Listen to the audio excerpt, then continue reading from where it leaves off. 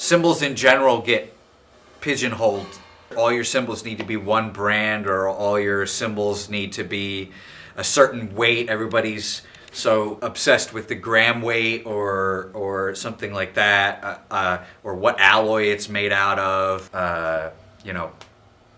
It doesn't matter. Like if you like the cymbal, then it's your cymbal. So just play what you want, And I like to make what I want, and hopefully those two things meet, and then we have something cool, My name is Mike Mongiello. I'm a cymbalsmith from Philadelphia.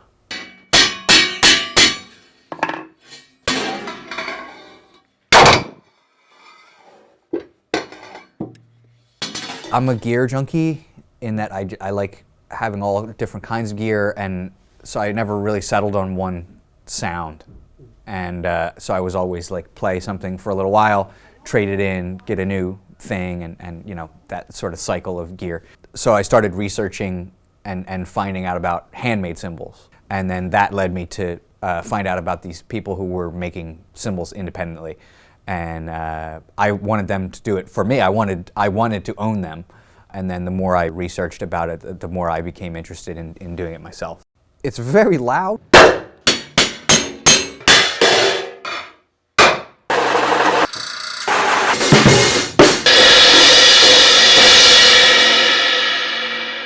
But it's also peaceful.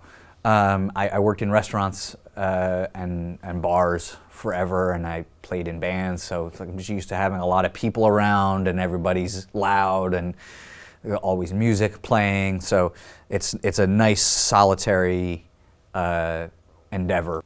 No one sells tools. You have to make everything, basically. Make or modify everything. My original hammers were ball peen hammers that I had to shape and cut up, and I don't think people realize the sheer amount of time it takes to get even a little bit good at this. Pattern is a people like to throw around the word hammering pattern, but there's a form, yeah. It can be incredibly depressingly, demoralizingly challenging, and every failure feels like I don't even deserve to be doing this anymore, and I should just stop and probably go jump in the street. But that being said, on conversely, the highs are great too.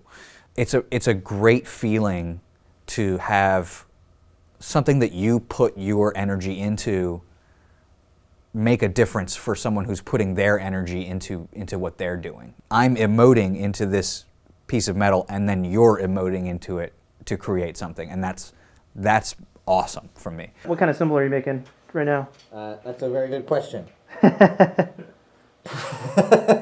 What do you think it's going to be? What do you? This is the way I'm laying it. There's no.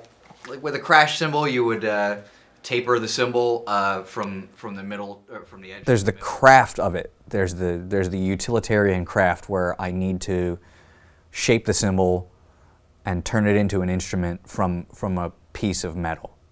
Basically, when I approach a cymbal, I just want to put myself into it, and therefore my energy is in the bronze, and it's something that it wasn't anymore. It turns into something else, and that's, unless I'm making something very specific for someone, that's usually how I do it.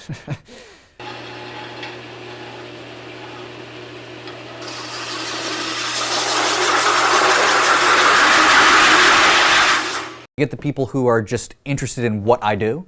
Then you've got people who have an idea of something they're looking for, and we can talk about it back and forth, and that's a really fun process. I like to try to watch, if I can, clips of them playing, and a lot of times they'll say like, oh, I want a ride to sound like this, and I'll listen to that record and say, okay, do I think I can make that happen?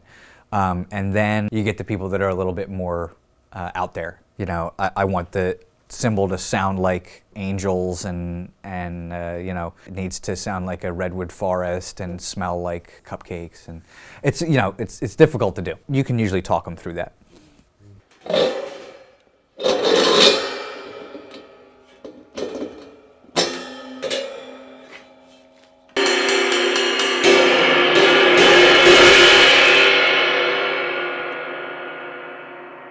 in the long run, I'm not really looking to be like the greatest cymbalsmith of all time or the most financially successful, or I'm not really interested in like owning a foundry. Just to improve. I just want to keep getting better and keep making interesting instruments for people, and for that to make it so that I can continue to be creative and support myself with it while I give people something interesting and give back to the music community.